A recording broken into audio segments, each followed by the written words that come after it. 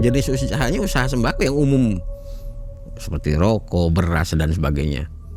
Dengan sehari penghasilan 5 juta. Kalau secara pedagang itu udah nggak umum. Sehari 5 juta, 30 hari aja udah 150 juta. Kali 12 bulan, kali 4 tahun.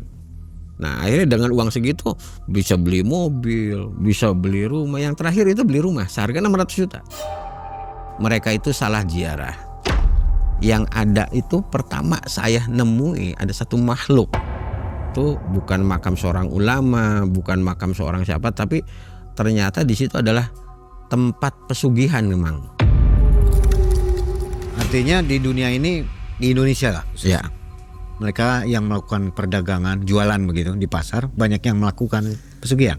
Ada. Indonesia memang budayanya masih menempel hal-hal begitu. Dalam hening malam purnama yang cerah, seseorang tergeletak terbaring lemah, terganggu siluman kera pencari nyawa yang menyesatkan dengan iming kekayaan. Ayat Al-Quran dilantunkan dengan lantang untuk mengusir sosok setan yang menantang.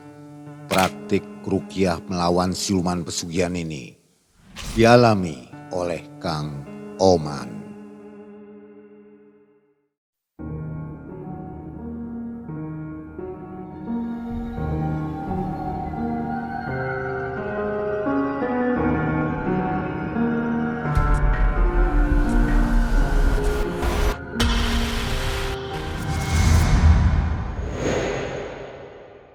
Assalamualaikum warahmatullahi wabarakatuh. Sobat Malam Mencekam, senang sekali malam hari ini Mang Ei dan tim kembali mengunjungi sobat semua untuk mengantarkan kisah nyata yang terbaru. Nah sobat, ada narsum hari ini namanya Kang Oman. Di depan kita ya sudah ada. Kang Oman ini mempunyai keahlian lah ya, keahlian meruqyah orang. Tapi bukan gak mau disebut peruqyah, bisa meruqyah orang yang dikehendakinya, tapi jadi apa namanya, tidak komersil lah begitu ya, Kang Oman ya. Kang Oman sekarang aktivitasnya apa Kang Oman? Kebetulan saya di rumah jualan kuliner. Kuliner nih? Ya, masakan. Waduh, luar Ya, biasa. Dengan istri? Ya istri, cuman saya membantu istri intinya. Supporter ya? Ya, supporter. Gimana? Lancar semuanya? Alhamdulillah lancar. Alhamdulillah, mudah-mudahan tambah maju ya. Amin, amin, amin. Kejadiannya ini di Bogor? Di Bogor. Jadi waktu itu Kang Oman nggak sengaja atau memang sengaja ke Bogor mau nolongin orang? Enggak, kebetulan karena saya itu teman saya percaya saya bisa. Sebetulnya saya nggak untuk hal begitu, tidak komersil, yang artinya tidak orang semua tahu. Cuma karena saya punya kepengen atau naluri ke bawah untuk membantu, akhirnya saya coba untuk berangkat. Berangkat ya? Ya. Oke, baik. Nah sobat, jangan kemana-mana. Kita akan dengarkan kisah dari Kang Oman. Jadi kisah ini mengandung banyak pendidikan untuk kita semua ya. Jadi jangan lakukan hal-hal yang di luar jalur begitu ya. Baik, malam mencekam, semakin malam semakin mencekam. Ini dia Kang Oman.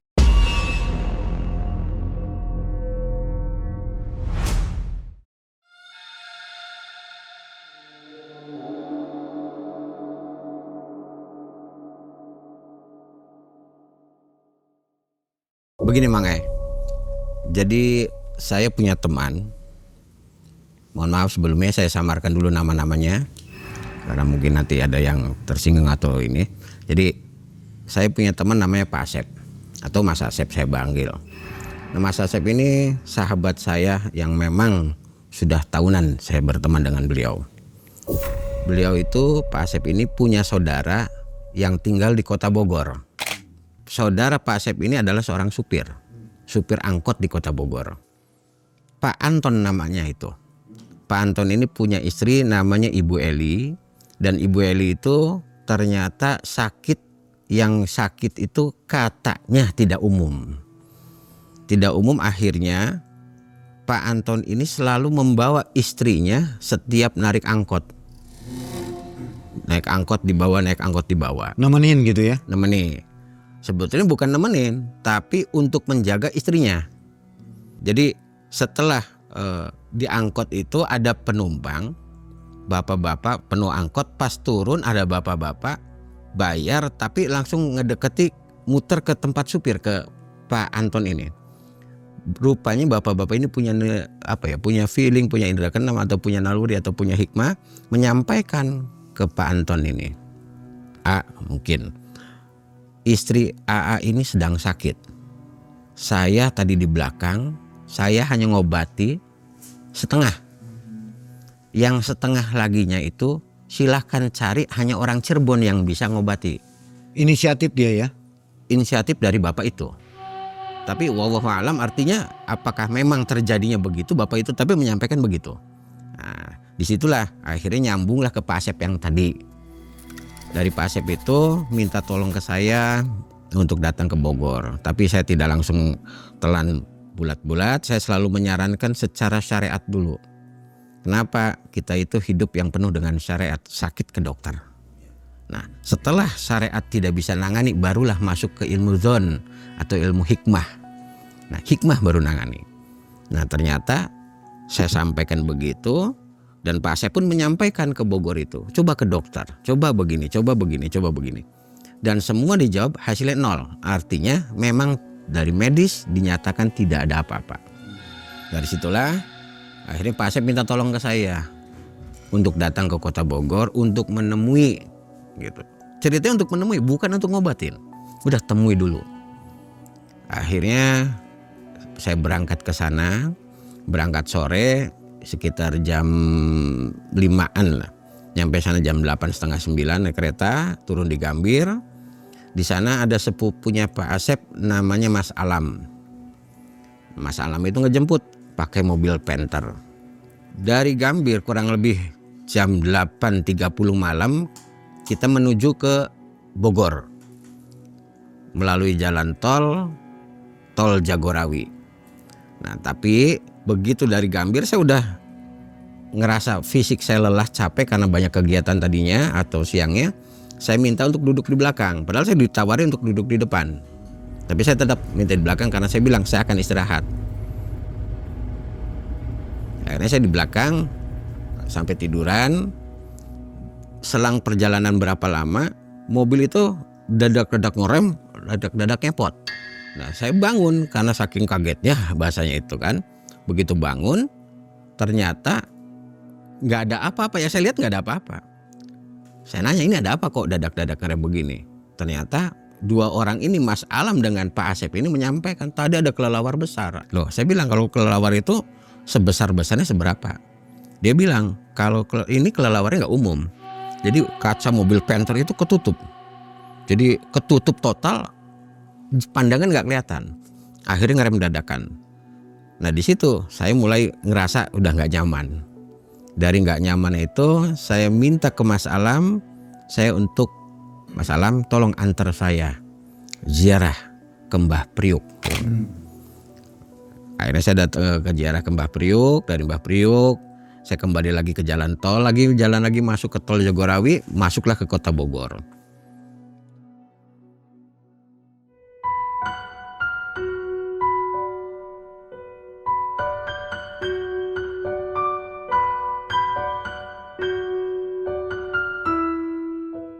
Nyampe di kota Bogor, saya langsung menuju ke tempat rumah Pak Anton Bu Eli itu.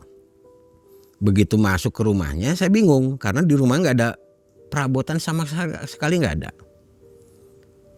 Saya pikir rumah kosong. Ternyata saya nanya ke pihak Pak Anton, Pak, mohon maaf, ini memang kondisi begini. Beliau menceritakan Pak Anton itu, memang ini barang saya keluarkan semua, saya hilangkan semua. Loh kenapa?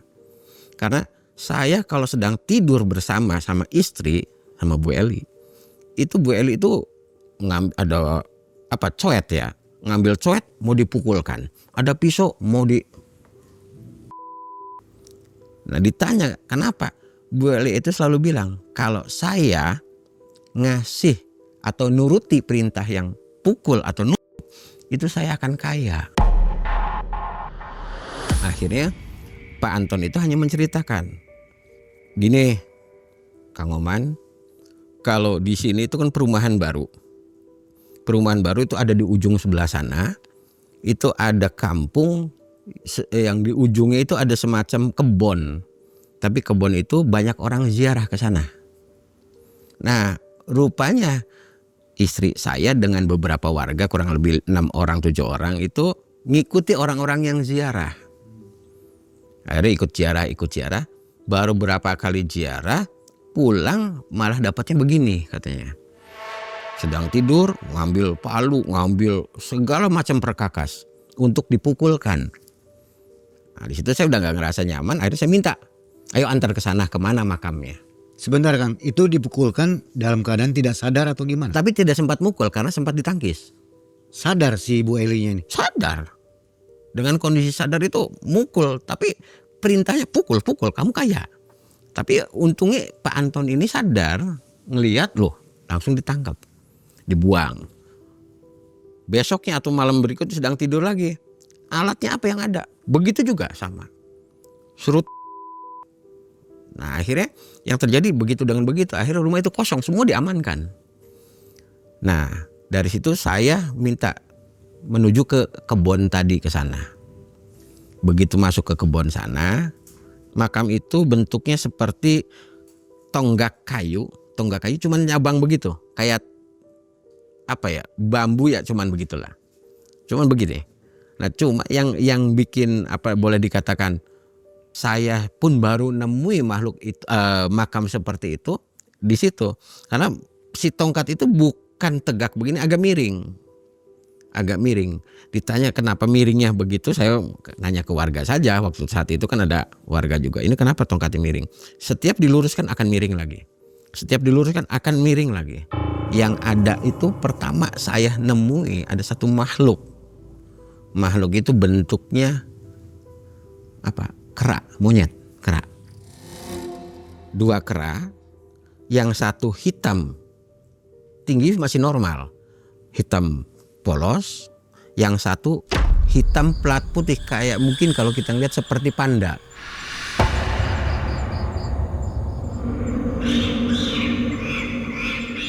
Nah, saya bilang ini makam siapa? Nggak ada yang tahu. Ulama bukan, kiai bukan, ustadz bukan, sesepuh pun bukan. Nah cuman banyak orang datang ke situ kenapa? Nganggapnya ulama, nganggapnya kiai, bahasanya begitu saat itu. Cuman saya masih hanya sebatas ini apakah penunggu atau gimana? Nah di situ ya insya Allah alhamdulillah saya di situ berkomunikasi, ternyata ibu ini itu sudah di ACC lah kalau bahasa kita sih. Seolah-olah ibu ini daftar mau kaya seolah-olah oke sudah di ACC tapi harus begini gitu, seolah-olah begitu. Nah dari situlah saya baru jelas. Saya nggak langsung ambil tindakan. Saya balik lagi, saya tetap Bu coba Pak punten bawa ke dokter lagi. Dia sampai beberapa kali. Pertama via Pak Asep bilang sudah ke dokter, masih. Saya tetap untuk berpositif thinking, kita ini orang syariat, kerjakan syariat dulu. Nah ternyata udah beberapa kali dan ada buktinya itu bahwa beliau itu memang tidak sakit. Kesimpulannya bahwa ibu itu memang sudah 4-5 kali ke dokter tidak ada penyakit. Nah akhirnya ya hikmah lah yang berjalan, ilmu zon ini yang kita majukan. Cuman saya bilang oke, kalau mau begini, mau diikhtiarin, saya minta satu tempat, tanah kosong, jangan di rumah. Kenapa? Ini kan perumahan komplek yang mohon maaf bahasanya kan berdempetan sama tembok-tembok lain. Akhirnya saya minta tanah kosong, tapi kalau bilang tanah kosong di sini nggak ada. Nah teman saya Mas Alam ini yang tadi jemput saya di Gambir, dia punya usaha di ruko. Dia bilang ke saya, Kang Oman, kalau di ruko lantai 4 kosong bisa nggak? Saya sempat mikir, kanan kiri ada orang nggak? Nggak ada. Perkantoran bukan. Satu, kedua tengah malam. Apakah nanti akan terganggu nggak dengan security dengan sebagainya? Security katanya dekat, gampang katanya. Udah, bismillah. Akhirnya dari situ, dari perumahan itu saya ke kota. Memang di kota juga itu. Nyampelah ke ruko tadi. Bukan perkantoran tapi usaha yang jenisnya rental komputer. Rental komputer jumlahnya mungkin ada yang satu lantai itu antara 50 unit atau 40 unit, nggak sampai 100, 40-50 unit. Lantai 1, 2, 3 sampai 4. Cuman sampai 3 karena yang 4 kosong. 4 itu buat admin, buat segala istirahat, segala macam karyawan. Jadi kita di lantai 4. Saya dulu yang datang. Selang sekian menit, Ibu Eli sama keluarga datang. Sekeluarga, bukan hanya 1-2 orang, tapi sekeluarga. Mungkin ada 1 mobil atau 6 orang lah kurang lebih. Begitu naik ke atas, Assalamualaikum, Waalaikumsalam. Di situ mulai ada kejanggalan yang saya tangkap. Ibu Eli tidak menatap begini, tapi yang hanya ngebuang muka. Assalamualaikum, Assalamualaikum. Saya bilang Waalaikumsalam, tapi matanya begini, kepalanya begini. Akhirnya dia begini kan. Terus bilang ke saya, Kang Oman, ini nih saya tuh begini. Sadar itu. Siapa yang geser itu? Ibu Elinya megang sendiri. Megang sendiri? Iya. Jadi Bu Eli tuh ngobrol sama saya itu kondisi tangan dipegang. Tapi kalau dilepaskan begini. Gitu. Kayak ada pernya gitu ya? Kayak ada pernya. Nah, akhirnya Bu coba ngobrol biasa. Nggak bisa. Jadi kalau mau ketemu saya harus begini. Tapi pas begitu begini badannya ikut muter lagi. Jadi nggak mau natap begini. Nggak mau. Jadi hanya ngebuang muka aja. Akhirnya ditahan. Coba Bu tahan. Dia bisa pengen ngobrol. Dia nggak mau. Bahasa nggak jelas. Mungkin bahasa kerak atau gimana. Sampai ditahan begini. Nah di situ akhirnya saya udah lepaskan dulu. Mohon maaf Bu, saya ngedeketi boleh atau saya pegang tangannya boleh? Boleh. Begitu saya pegang tangan, listrik dari lantai 1 sampai lantai 4 mati total. Semua teriak semua. Kaget. Saya masih megang Bu Eli, tapi pas begitu mati lampu saya lepaskan. Karena kan gelap. Saya lepaskan. Yang mungkin saudara-saudaranya tuh astagfirullah subhanallah, pada kaget lah pada nyalakan. Begitu lampu dinyalakan, Ibu Eli itu sudah bukan di tempat yang saya sedang berhadapan, tapi ada jauh di sana, di ruangan tapi di ujung. Karena kondisi mati lampu itu kan anggaplah 5 menit juga kurang ya. Jadi mati langsung turun nyalakan saklar, karena kan kalau lantai 4 itu 1 lantai sikring, lantai 2 sikring. Nah, ini 4-4-nya mati semua. Jadi itu MCB-nya turun semua tiap lantai? Turun semua. Turun ya? Turun, jepret semua. Yang dari pusatnya juga Iya. turun? Nyalakan satu-satu tapi belum nyala, ada yang teriak-teriak lantai 1. Ternyata kesurupan. Lantai 2 kesurupan. Lantai ketiga pun kesurupan. Nah lantai 4 kan cuma 1 ibu tadi yang itu. Kalau saya hadapi yang atas dulu. Yang ibu ini dulu, karena memang kalau dibilang musuhnya kan ini. Dengkotnya lah bahasanya. Saya beresin dulu yang di atas, baru saya turun ke bawah. Tapi yang di bawah itu kondisi sudah diamankan. Diamankan itu dimasukkan satu, bukan ruangan ya. Jadi ada meja yang sifatnya meja itu berbentuk huruf O atau terkotak, ditengahkan di situ supaya nggak loncat, nggak lari. Tapi karena memang masuk, begitu kemasukan yang ada seperti mereka itu seperti monyet semua. Nah, ini udah mulai kacau. Hari saya tarik bawah, ayo Bu maju lagi. Dia nggak mau, sama sekali nggak mau. Akhirnya dipaksa sama keluarganya. Begitu dipaksa, nyampelah di depan saya. Nyampe di depan saya, ngobrol, baru ngobrol gitu lagi, mati lagi lampu itu. Yang lucu, Ibu Elinya masih di situ, tapi di belakang Ibu Eli ada satu makhluk yang mungkin hanya bukan saya yang ngelihat. Ada, anggaplah beberapa orang ya, nggak semua lihat, tapi bukan saya yang lihat, tapi ada beberapa yang lihat juga. Ada makhluk gedenya ya mungkin besar, tinggi besar, wujudnya seperti monyet, matanya segede ya besar lah gitu. Yang saya baru ngelihat seumur-umur itu, memang itu pun baru saya ngelihat seumur-umur, lidahnya itu sampai ngengser menjuntai sampai lantai. Nggak sampai lah, panjang, nggak umum gitu. Itu saya baru ngelihat.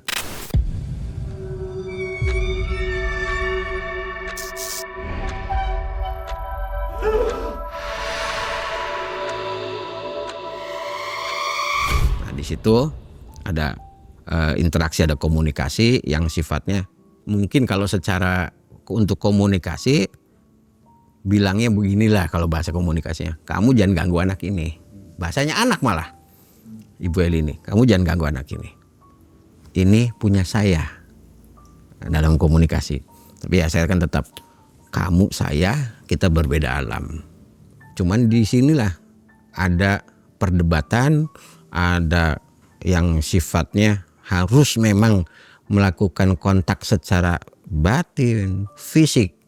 Karena di satu sisi pun karena banyak ada meja di situ, saya tidak menyentuh sama sekali dan keluarga tidak ada yang nyentuh, si meja itu gasar geser sendiri.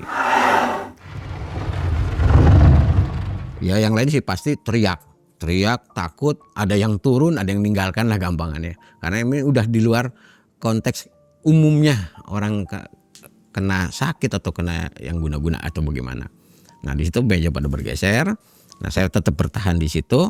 Yang lain saya suruh bacanya sebisa mungkin. Ayo baca ini yang sebisa mungkin. Akhirnya ya kebetulan ya alhamdulillah saya sedikit saya bisa sholawat, sedikit saya bisa bacaan. Akhirnya saya bacakan sholawat, saya bacakan doa-doa yang atau bacaan-bacaan yang umum kita mungkin tahu gitu kan. Nah mereka itu mau untuk melemah. Tapi minta syarat juga, pindahkan saya. Minta pindah. Awalnya minta digantikan sama seseorang. Kalau ganti seseorang sama aja orang ketemu orang. Akhirnya tidak saya izinkan, saya tolak. Minta sapi, minta binatang, si makhluk ini nih. Kamu silahkan pergi dari tubuh atau dari dunianya Ibu Eli, jangan ganggu karena kita punya alamnya masing-masing. Nah tapi dia mengikatnya bahasanya gimana pun ibu ini sudah, si anak ini bahasanya bukan ibu, anak ini sudah manut sama saya, sudah nurut sama saya, cuman belum ada yang diikuti satupun, yaitu tadi ngebul atau ngelempar itu belum. Jadi tinggal nunggu lah gampangnya begitu. Ibu ini akan kaya, hanya bilang gitu. Nah saya tolak, tetap jangan. Kamu siapa? Ibu ini siapa? Kita manusia, kalian bukan manusia. Dia tetap. Akhirnya dari perdebatan itu dia minta, oke kalau begitu saya minta gantinya Ibu Eli yang seperti Ibu Eli. Mungkin kalau bilang seperti secara fisik nggak mungkin. Tapi mungkin kalau secara saya lihat dari kekosongan imannya mungkin yang seperti itu. Jadi bukan fisiknya tapi imannya yang lemah seperti Bu Eli. Saya pun tidak memberikan izin, artinya saya tolak. Saya minta sapi. Saya sampaikan, Pak Anton, sapi siap enggak? Pak Anton bilang, uang dari mana Kang? Saya supir angkot. Saya balikan lagi. Enggak akan pernah bisa. Udah sekarang begini, kamu maksa seperti apapun yang kamu minta tidak akan saya kasih. Nah itu. Nah akhirnya di situ saya paksa untuk keluar lah gampangannya begitu. Dia cuma minta pindahkan saya di satu pohon apa itu ya. Kalau saya waktu itu karena malam, mungkin saya nangkapnya itu pohon meninjo atau melinjo bahasa Cirebon ya. Cuman begitu keluar dia gandeng, minta pindahkan saya, minta tempatkan saya. Jadi sejajalan itu saya tangan megang nih seperti megang anak kecil, tapi bukan anak kecil, gede banget orang itu. Cuma saya pegang seperti anak kecil. Saya bawa pohon melinjo, tempel, maksudnya diarahkan ke sana. Jadi udah tadinya di mana, kembalikan ke pohon melinjo. Sekarang saya di sini itu hanya sementara. Tapi nanti kalau ada lagi, ada orang yang seperti Ibu Eli, saya pasti akan datang lagi. Nah, cuman karena memang sekali lagi saya bilang, membatasi kamu sebagai siapa, saya sebagai siapa. Saya sebagai manusia, kamu bukan manusia. Pisahkan alamnya. Nah di situ, akhirnya dari sana saya kembali lagi ke ruko tadi. Karena yang tadi kan 1, 2, 3 itu kan belum beres. Jadi orang-orang ini nggak diobatin ya? Saya belum diobati, bukan nggak diobati, belum diobati. Yang di atas dulu saya selesaikan, baru saya turun ke bawah. Turun ke bawah saya sama Pak Asep, karena Pak Asep juga ya badannya rada gede kan, jadi untuk megang juga itu enak. Begitu dipegang, ya saya ambilkan keluar, masuk lagi, keluar. Udah yang pertama 3, kurang lebih 3 saya ingat, itu 3. Yang kedua 2, yang ketiga itu agak banyak itu. Yang ketiga itu agak banyak. Jadi boleh dikatakan seperti kandang 1 sampai 4 itu kandang monyet yang ada. Seperti kandang monyet. Nah, sedangkan yang paling gede itu yang tadi di atas. Yang saya bukan heran juga, orang yang kesurupan itu yang pas berdempetan dengan tangga. ini tangga, ini di sebelah sini yang main game ya. Yang ini yang rata-rata yang kena. Makanya yang di lantai 2 ke lantai 3 itu maksudnya sih mau apa gitu mana, tanpa pakai tangga. Jadi seperti monyet aja ngerangsak langsung ke atas. Nah di situ yang mereka di atas pada ngejerit semua itu karena memang dengan munculnya orang itu, karena udah berbentuk kesurupan jadi nggak tahu lah, tinggalnya seperti monyet. Saya tambah lagi ada di situ ada CCTV, listrik mati, CCTV masih nyala. Itu yang agak heran. CCTV nggak mati, masih nyala. Entah ada baterai, saya nggak paham, tapi masih nyala. Setiap orang yang kemasukan di belakang atau di pundaknya itu seperti digendong, Pak, dipeluk dari belakangnya. Yang kemasukan itu, jadi kelihatan. Jadi manusianya, orangnya di belakang itu seperti ada yang meluk. Dari monitor CCTV. Dari monitor CCTV. Karena setelah selesai acara, anggap selesai acara, kan ada monitor CCTV. Coba saya mau tahu juga. Ternyata lihat gitu loh, kok nggak umum lah kalau dibilang. Nah kalau yang anak muda saat itu kan satu memang ada yang awam, ada yang paham. Kalau ada yang paham, mungkin jawabannya cuma satu, iya kasurupan. Bahasa Sundanya iya kasurupan. Tapi yang nggak paham, jalma edan bahasanya gitu. Itu jalma edan, mungkin main game kalah, mungkin begitu. Nah itu hanya yang dari pemain-pemainnya. Tapi ya orang yang paham, mereka langsung, yang nggak paham keluar, yang nggak paham ya keluar, yang paham itu megangin untuk supaya tidak, karena di situ kan setrum semua isinya komputer apa barangkali dibanting dilempar, karena petugas juga itu ngelihatkan juga untuk mengamankan.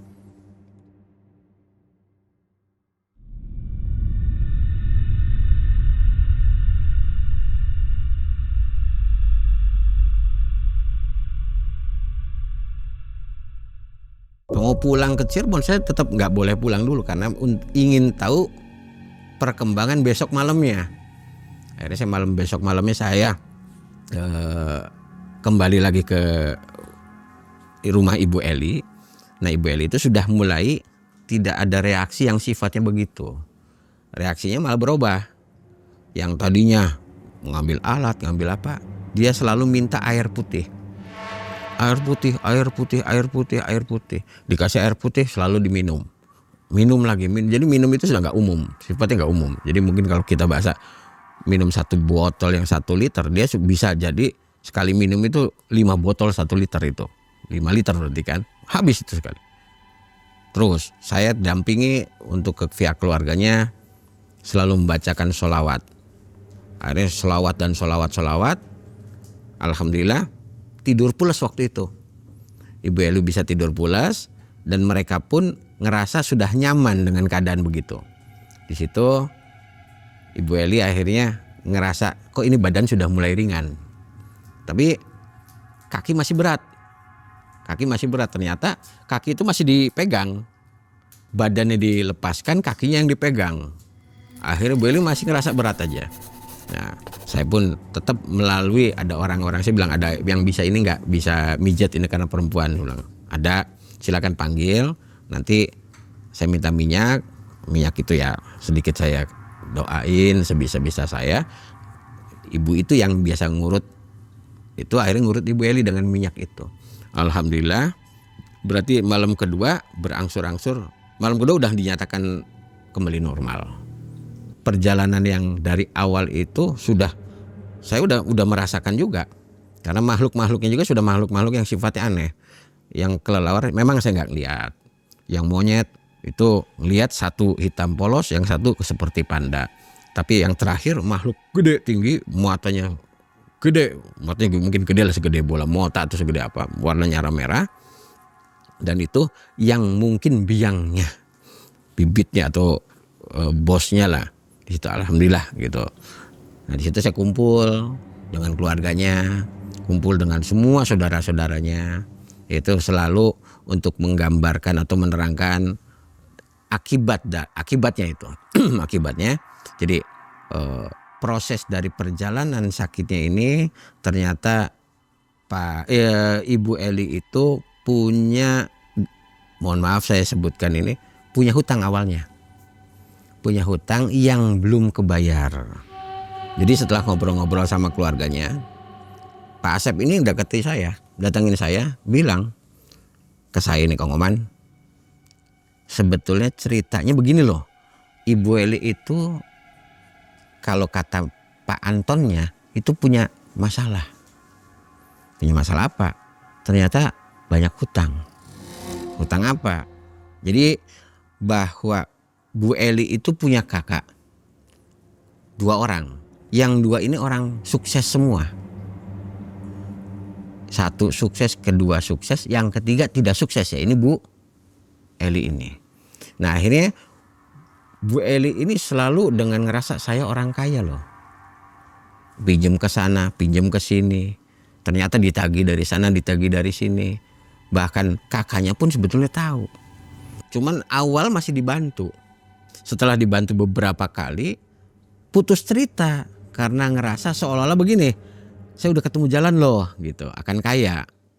Dari pihak kakaknya pun ngerasa kok tumben gitu. Nah ternyata bukan ke kakaknya tapi malah ke orang lain. Pinjem, saya nggak kesebut langsung jumlahnya tapi nangkep dari ceritanya sih. Kalau kurang lebih bahasanya kurang lebih sampai 400 jutaan. Akhirnya untuk mengganti gimana caranya, ada kesempatan yang model begini untuk ziarah. Tapi inilah yang salahnya. Ziarah itu kan pikirnya kayak seperti umum kita ziarah. Tapi ternyata yang diziarah itu tempat-tempat pesugihan. Nah di situ akhirnya Bu Eli ini ketuntutan tagihan. Ditagih si A, ditagih si B, ditagih si C. Saking banyaknya itu tagihan, akhirnya ngambil jalan pintas untuk cara ziarah. Tapi ziarah yang tanda kutip tidak benar gitu. Jadi memang niat ya? Memang niat. Awalnya nggak ngaku, Mang. Tapi setelah semua beres baru, nah anggap ini cerita udah beres, si Bu Eli ini udah sembuh. Saya ngobrol sama Bu Eli. Karena mohon maaf Bu Eli juga kan ngerokok santai. Kita ngopi bareng, duduk bareng, sampai Sunda lah bahasa dianya Sunda dengan saya bahasa Indonesia. Bahasa dia kalau diterjemahkan, saya ini udah gila. Cuman gila saya separoh. Pakai bahasa Sunda dia bilang, gila saya cuman separoh. Yang separohnya untung terselamatkan. Kalau nggak terselamatkan saya udah total gila semua. Nah, cuman di situ akhirnya ya saya mengarahkan cuman satu. Udah, apapun yang terjadi ini ada hikmahnya. Ada hikmahnya. Sekarang Bu Eli mau ziarah kemana lagi? Mau minta ke siapa lagi? Arahkan sama saya cuma untuk minta maaf sama keluarganya. Karena memang ternyata bebannya itu ke keluarga juga kembalinya. Gitu. Jadi ya di situ mereka meminta maaf, minta apa segala macam. Nah, sebelum minta maaf itu yang ada agak sedikit keanehan itu gelas. Jadi ada gelas posisi di atas meja. Bu Eli bangun, gelas ini 3-4 jatuh rata tanpa disentuh, tanpa didorong, tanpa disenggol, dengan kondisi agak jauh. Jatuh semua 4-4-nya.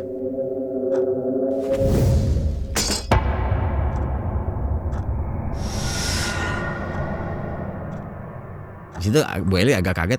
Saya bilang, Bu Eli ambil wudhu. Kita ambil wudhu, baca istighfar. Baca istighfar masih gemetar. Udah Bu, punten. Coba punten. Pak Anton, silakan dituntun untuk sholat taubat dulu. Jadi dilepaskan dengan makhluk begitu bukan berarti dilepas sudah putus, tapi dilepas seolah-olah kayak masih ada benang merah yang masih mengikat. Sampai ya singkat bahasa pulang saja Bu Eli salaman masih gemetar. Tapi saya bilang, Bu insya Allah minta 2-3 hari kasih kabar ke saya. Dan setelah 2-3 hari total murni, alhamdulillah total sembuh. Gitu. Makanya dalam perkara yang tadi itu ternyata ikatan-ikatan itu hanya ampas-ampas atau bekas-bekasnya saja yang tadi untuk dilepaskan gitu. Jadi yang kalau misalkan sama mereka itu dilepas langsung mungkin nggak bersih atau gampangnya nggak semudah itu. Dikasih benang merah untuk mungkin kalau bahasanya kamu nggak kuat lagi saya akan datang lagi. Seolah-olah begitu seolah-olah. Itu berlangsung berapa lama tuh Kang? Kalau ziarahnya itu belum sampai 7 kali. Tapi sakitnya itu 1,5 tahun. Tanpa sadar ya, Tanpa sadar. penyebabnya dari mana itu? Dia nggak sadar, nggak menyadari. Cuman saat itu masih mungkin dari sana, dari pihak keluarga. Tapi memang mungkin dari sana ternyata betul. Itu karena di saat Bu Eli ziarah, Pak Anton suami itu nggak ngikut, kan sedang nyupir. Jadi tahu itu dari tetangganya. Ibu tuh sering ke ziarah ke sana gitu. Kurang lebih udah lebih dari sekian orang atau ratus bahasanya, ratus orang yang berhasil. Mohon maaf kalau saya sebutkan dari Jawa Barat aja udah berapa ratus orang. Bukan puluh, bukan satu, tapi beberapa ratus orang. Nah, saya itu untuk ngarahkan ke sananya itu ternyata digiring-giring ke sana untuk memahami bahwa ini makhluk ini siapa sebetulnya. Ternyata makhluk itu juga adalah bagian dari anggaplah siluman yang dulu katanya, konon katanya dia ngakui saya itu tadinya manusia juga seperti ini. Nah, cuma saya itu sudah kalau dibilang levelnya ini level yang tinggi. Jadi begitu mati tidak seperti umumnya mati. Saya jadi bangsa begini dan saya oleh golongannya atau rajanya itu diberikan kekuasaan di daerah ini. Nah, selama kondisi teratasi dan alhamdulillah semua beres. Saya itu kembali ke Cirebon diantar dengan Mas Alam ke Gambir dan dari Gambir berangkat kereta ngambil sore nyampe Cirebon maghrib. Baru nyampe rumah ada telepon. Sebetulnya telepon itu waktu di Jakarta, di Bogor pun saya udah terima telepon. Cuman saya nggak ditanggapi karena sedang menghadapi masalah. Ternyata berhubungan juga dengan hal-hal yang begini. Malam itu pun saya langsung berangkat ke arah Semarang.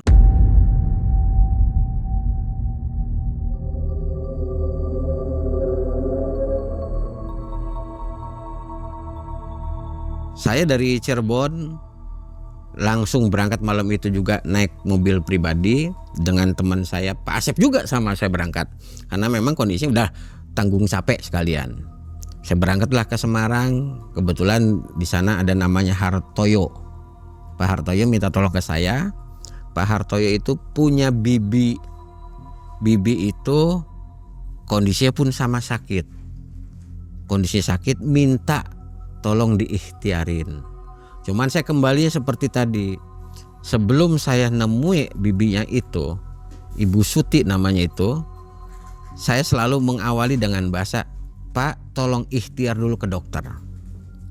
Pak tolong ikhtiar dulu ke medis.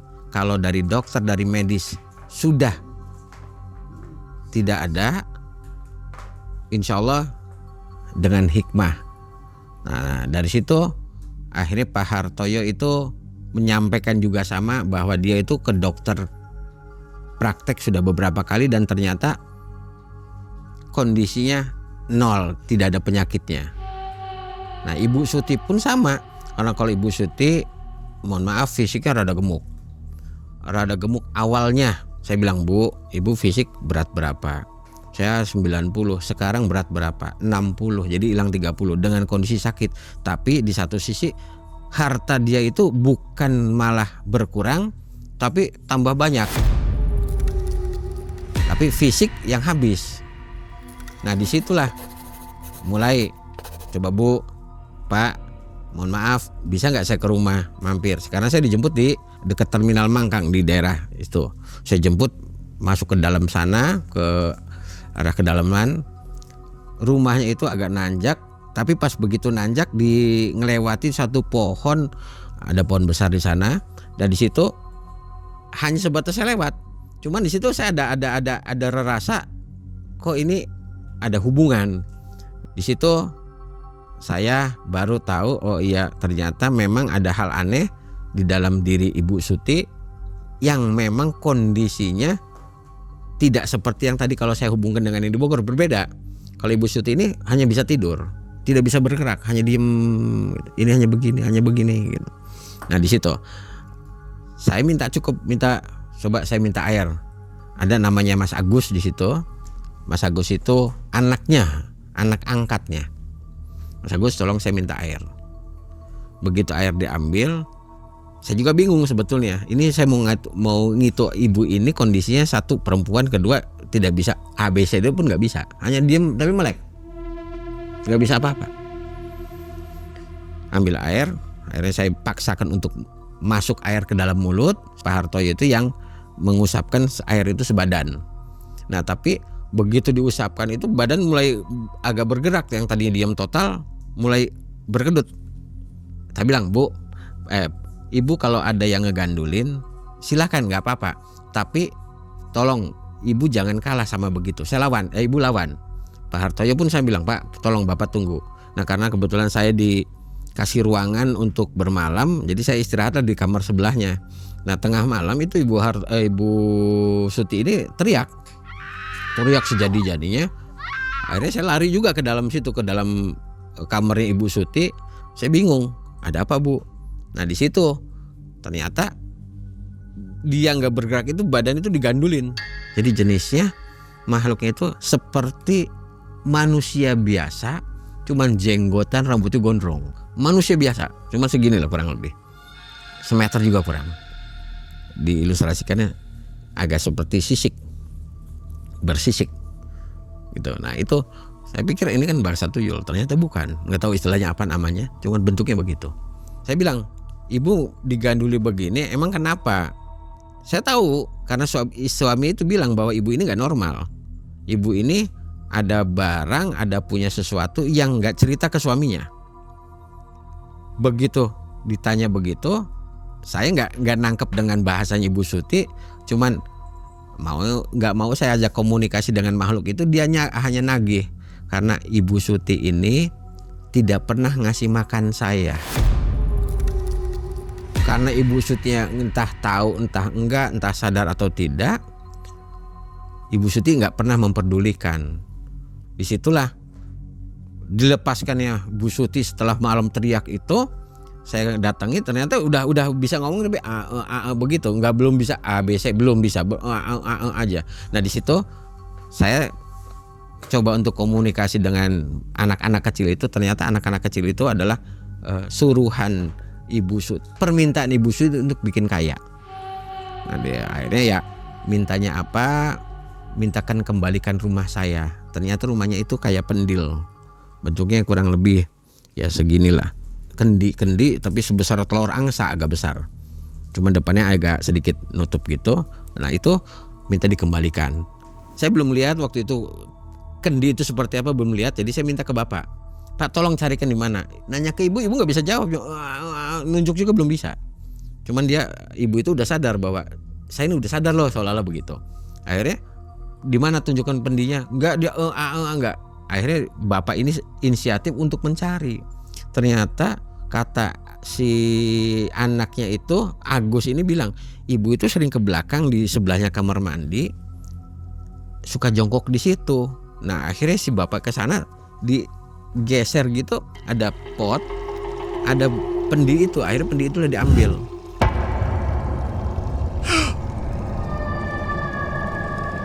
Yang pendi itu diambil, kasihkan ke saya. Begitu saya nerima aja, saya udah merasa panas sekali. Bukan panas, udah panas banget. Sampai saya nggak kuat. Mau dilempar nanti salah, nggak dilempar pun karena ngerasa panas. Akhirnya saya berasa pindahkan ke meja.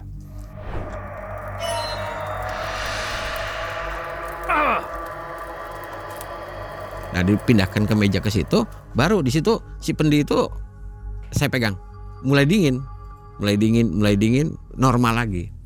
Nah saya coba untuk komunikasi dengan mereka, makhluk-makhluk begitu. Ini rumah kamu, betul. Kenapa kamu begini ke ibu? Saya tidak pernah dikasih makan. Udah berapa lama? 4 tahun gak dikasih makan. 4 tahun? Iya. Tapi saya suruh cari terus. Cari apa? Cari uang. Untuk selalu ngasih uang. Dari situ ya sekarang kamu silahkan ini pendilmu dibawa apa. Tapi saya juga kalau ngelihat secara mata normal, kita ngelihat hanya sebatas si pendil itu, mereka itu hanya sebatas masuk tapi nggak masuk cuma di gitu udah pulang lagi. Mungkin ada 8 atau 9 makhluk.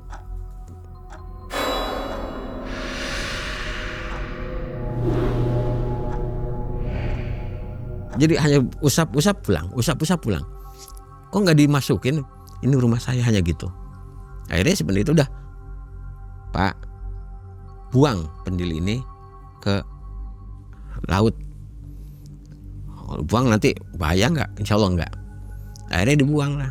Dibuang itu berangsur-angsur. Besoknya karena saya bermalam di situ, besoknya mulai baru ngomong A, B, C, baru bisa.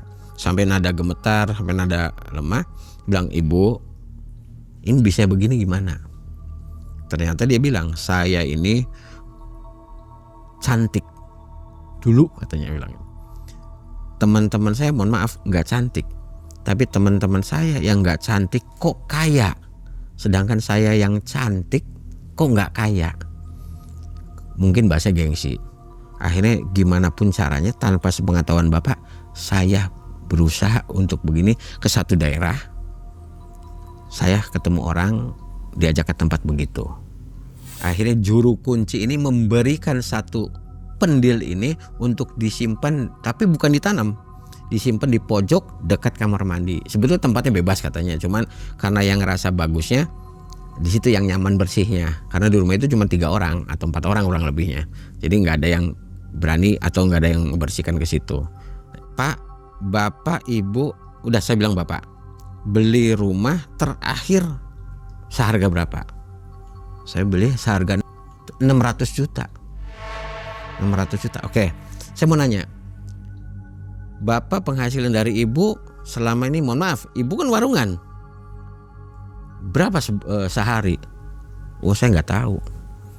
Saya juga nggak ngerti Ibu istri saya ini kok bisa ngumpuli uang sebanyak itu. Oke, saya tanpa sepengetahuan Bapak, saya bilang Bapak silakan untuk bergeser keluar, saya mau ngobrol sama Ibu. Dia itu, Bu punten, Ibu sehari penghasilan berapa? 5 juta. Jenis usahanya usaha sembako yang umum seperti rokok, beras dan sebagainya. Dengan sehari penghasilan 5 juta. Kalau secara pedagang itu udah nggak umum. Nah 5 juta ini dikali 4 tahun, kan sudah 4 tahun berjalan dengan penghasilan sebegitu. Berarti kalau sehari 5 juta, 30 hari aja udah 150 juta kali 12 bulan kali 4 tahun. Nah akhirnya dengan uang segitu bisa beli mobil, bisa beli rumah. Yang terakhir itu beli rumah seharga 600 juta. Saya nggak tahu, istri saya ini beli rumah seharga 600 juta. Saya yang beli, katanya bilang gitu. Uang dari mana Pak? Mohon maaf. Gini. Akhirnya ya pas terbongkar barulah ketahuan. Oh ternyata uang ini dari pesugihan. Jadi setiap hari itu dia punya kotak. Mungkin kalau pedagang ada tempat uang. Nah tempat uang itu semacam bentuknya bersusun gini, yang di atas uang jualan, ternyata di bawahnya kalau diangkat itu ada uang yang anggaplah uang hasil begitu. Jadi kayak disediakan tempat, karena memang begitu diangkat itu di situ ada semacam kayak ya menyan atau semacam yang begitulah, yang bentuknya kayak bunga saga, daun saga, tahu yang warnanya merah hitam itu, kayak kacang hijau. Nah itu ada di situ. Nah itu katanya itu ininya pepancingnya, tamannya, katanya bilang begitu untuk mainannya. Itu nggak ngerti kesananya. Jadi kalau diangkat uangnya setiap hari itu 5 juta. 5 juta ambil. Dia ngambil itu kurang lebih jam 8 malam. Meskipun nggak ada yang beli itu ya. Meskipun nggak ada yang beli. Jadi yang di atas uang jualan, yang di bawah ini uang otomatis. Bilang otomatis, uang nggak normal. Jadi kalau saya ngelihat dari usaha itu, usaha normal karena pemberi sifatnya normal. Jadi kalau dibilang ini usaha benar. Tapi yang tidak benar itu penghasilannya nggak benar. Nggak umum dengan angka sehari 5 juta, nggak umum. Tapi pas begitu diangkat, ya karena memang saya bilang, kenapa saya harus ngelihat diangkatnya itu, karena memang coba saya mau tahu Ibu bisa sakit nih karena begini, cuma mau tahu, saya bilang gitu. Ada ini loh, kayak ada mantra, ada segala macam di situ. Oh ada saga, ada segala macam.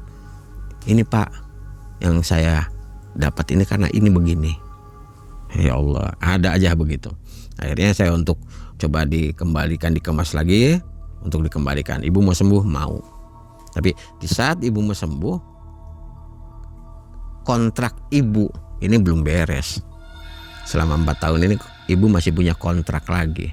Ternyata dia punya kontrak itu 7 tahun. Beda sekarang gini Bu, ibu mau sembuh, kembalikan ke normal.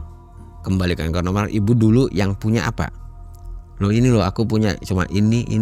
Rumah masih biasa yang depan itu loh. Udah sekarang ibu mau sembuh total, ini kontrak ibu masih 3 tahun lagi. Kalau ibu 3 tahun mau diselesaikan, umur ibu habis.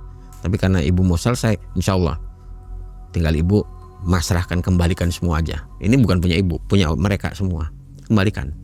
Ya, akhirnya yang sertifikat segala macam, entah dengan cara bagaimana, entah caranya bagaimana, saya bilang silahkan dengan cara bagian. Ternyata yang kayak beras itu dibagikan ke ya entah ke panti entah kemana, dibagi-bagikan. Tapi yang sebagian itu saya kan yang berpikirnya uang itu uang milik negara, tapi negara-negara jin, negara gaib. Harus kembalikan semua. Alhamdulillah dari mengembalikan itu malam itu berarti malam saya nginep pagi, besok malamnya nginep lagi. Kondisi ibu itu sudah pindah ke rumah yang aslinya. Rumah aslinya kalau dibilang sebetulnya rumah benar, rumah permanen. Cuma karena kan awalnya ngelihat teman-temannya. Jadi dia ngebangun yang ditempati sama saya itu wah memang luar biasa. Istana benar. Nah di situ saya sempat ini juga begitu. Ayo Kang Uman makan dulu. Yang lucu begitu ditawari makan, saya cuma dapat Indomie sama nasi putih. Indomie nasi, saya pun nggak berani makan. Dah saya bilang, punten maaf Bu, saya nggak makan Indomie. Udah nanti saya mau jalan-jalan dulu keluar. Padahal saya makan di luar. Saya begini, saya mau makan itu yang ada di hidung saya bau anyir. Satu. Yang kedua, kok bentuknya daging bukan mie. Kok ini bentuknya daging bukan mie. Daging mentah tapi bukan mie. Baunya bau anyir.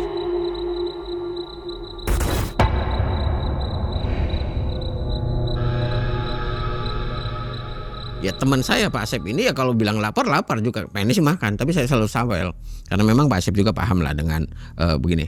Jangan. Ada udah kita keluar, bilang saya kondisikan dulu dengan Pak Asep juga, bilang kita udah mau belum makan, belum lapar, mau jalan-jalan, nanti keluar kita makan di luar. Paham Pak Asep? Bu maaf Bu, saya mau ke depan, mau tahu jalan Semarang gini. Oh keluar, balik lagi, padahal saya makan di luar. Mulai besok itu pembeli yang asli itu memang ada pembeli sih yang asli itu ada, tapi pendapatan yang memang rutinnya itu 200, 250, 200, nggak sampai 500 pun enggak. Aslinya itu nggak sampai 500 aja enggak. Itu pun omset ya? Itu omset ya, belum modal kan gitu. Jadi inilah aslinya. Setelah dibuang udah normal. Ya kondisi membaik sampai saya pulang pun alhamdulillah kondisinya udah bugar. Cuman berat badan hilang 30 kilo masih. Karena tadi 90 jadi tinggal 60. Tumbalnya apa aja? Dia nggak pakai tumbal. Cuman tumbalnya badan dirinya. Diri sendiri ya? Iya, kontrak 7 tahun. Nah, di situ kuncinya juga kan awalnya yang membilang kontrak kamu ini sampai 7 tahun itu kuncinya. Bukan makhluknya. Bahasanya ibu ini kontrak itu 7 tahun. Tapi baru 4 tahun dia mau selesai. Nggak segampang ini loh gitu. Akhirnya minta mau macam-macam, tetap saya pribadi saya tidak akan mengizinkan. Udah jangan begitu-begitu. Akhirnya ya alhamdulillah tidak. Tapi ya, semua barang yang pernah didapat harus kembali semua. Kembalikan semua barang saya. Seolah-olah begitu. Akhirnya udah silahkan Bu, Pak Karyoto untuk kembalikan. Gitu Bang. Mereka ini, dua orang ini terakhir kapan menghubungi Akang? 21 terakhir ngubungi lagi. Gimana kondisinya? Sekarang udah kembali normal. Kan kejadian 2020. Udah kita sembuh lah gampangnya, udah gak ketemu. Tahun 2001 normal. Nah dia mulai sekarang ya udah dengan kondisi tidak hal yang aneh-aneh. Ya alhamdulillah sudah kembali ke seperti biasa. Artinya tetap seperti biasa dalam arti kata kalau bilang miskin tidak, cuman levelnya level standar lagi gitu. Tadi Biasanya mereka yang melakukan pesugihan itu setelahnya, walaupun diputuskan ya perjanjiannya, selalu kehidupannya itu sulit ya. Iya. Biasanya begitu ya. Biasanya begitu. Kalau ini enggak ya? Enggak, karena rezeki sulit itu kan karena dari bangsa begitu masih mengganggu. Iya. Nah makanya dibentengi dengan coba Bu kerjakan ini, coba Pak kerjakan ini untuk mengantisipasi supaya tidak ada hawa negatif yang nyamber ke keluarga dia lagi, gitu, ke rumah dia, ke keluarga dia, ke kesehatan dia. Jadi normal semua. Tapi ada pesugihan yang sulit diputuskan. Ada ya? Ada. Itu nggak bisa ya, ada Kang? Itu nggak bisa. Jadi begini, pesugihan itu ada yang sifatnya bisa diputus, ada yang tidak bisa diputus. Makanya kalau yang tidak bisa diputus dijamin, bahasanya dijamin pasti mati. Itu tidak bisa diputus. Meskipun sudah berbagai macam cara. Iya. Itu biasanya mati, saya bilang ya, bukan pasti, biasanya mati. Tapi kalau yang bisa diputus insya Allah akan selamat. Dan harus tobat nasuha itu ya. Ya, itu makanya kan kalau tadi orang yang mau taubat ternyata tidak bisa taubat, pasti mati karena memang diantaranya kan Allah tidak akan pernah mengampuni dosa orang yang syirik. Nah itu karena memang nggak diampuni, boro-boro pengen taubat, mau taubat bangsa begitu tahu akhirnya dicegal, entah dijadikan kejadian dulu akhirnya meninggal, akhirnya nggak sempat taubat. Itu ada. Tapi ada yang dikasih jalan untuk taubat dulu, ya mungkin dengan ketentuan cara yang betul-betul maksimal mungkin caranya ya, orang yang tepat ketemunya akhirnya bisa klop, bisa pemutus yang bisa. Di kasus yang pertama itu kok bisa ya? Padahal nggak niat melakukan pesugihan. Ya. Apa mungkin si jinnya membaca hatinya si Bu Eli itu? Begini, kalau orang berziarah itu kan kadang-kadang satu ngelihat dari tempatnya entah angker entah enggak, makhluk itu kan pasti ada di situ yang negatif saya bilang. Ternyata klik sama orang yang badannya begini gitu. Ini loh badan yang saya cari. Nah ternyata klik, ya akhirnya nempel, walaupun dengan niat yang berbeda. Ya bisa jadi weton, bisa jadi dari segala macam. Bersinergi. Ah ini klik nih, akhirnya cocok, masuk, itu bisa. Walaupun nggak diniatkan. Jadi gampang sekali Bu Eli sebenarnya melakukan pesugihan ya? Ya. Cocok gitu badan. Kalau niatnya betul-betul untuk begitu, jadi itu ya?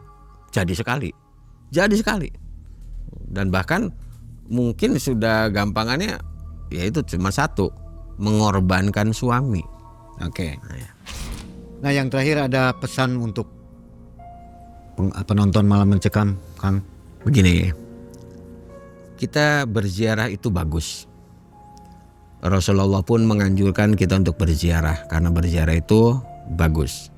Tapi sebagus-bagusnya ziarah tetap kita harus punya panutan.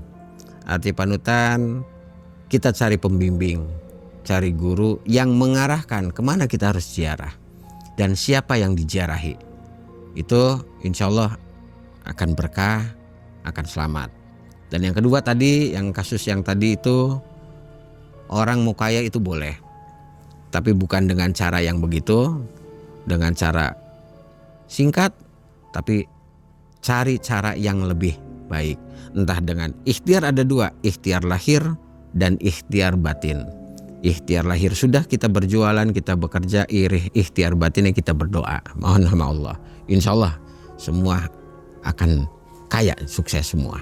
Dan jangan coba-coba melakukan pesugihan ya. Dan jangan sekali-kali untuk mencoba melakukan, walaupun itu katanya nggak ada tumbal, tetap ada masalah nantinya.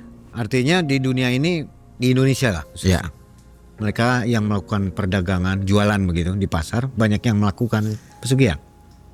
Kalau namanya pedagang, Mayoritas ya, mayoritas. Ya, mayoritas. Makanya pasar itu diantaranya tempat berkumpulnya jin. Di antaranya jin itu ada di pasar. Karena di pasar itu banyak orang yang mayoritas, bahasanya walaupun tidak semua, banyak yang menggunakan hal-hal begitu. Entah secara positif atau positif itu bagus katanya atau aman, entah secara tidak aman. Pakai tumbal dan sebagainya. Ada. Indonesia memang budayanya masih menempel hal-hal begitu. Kita ya jangan diikuti karena memang hal-hal begitu itu kan tetap nanti membawa efek yang kurang baik nanti buat keluarga. Pantesan saya ke pasar hewan banyak hewan ya. Nah, Oh, itu benar ya memang. Itu benar karena di pasar hewan nggak ada sayuran adanya.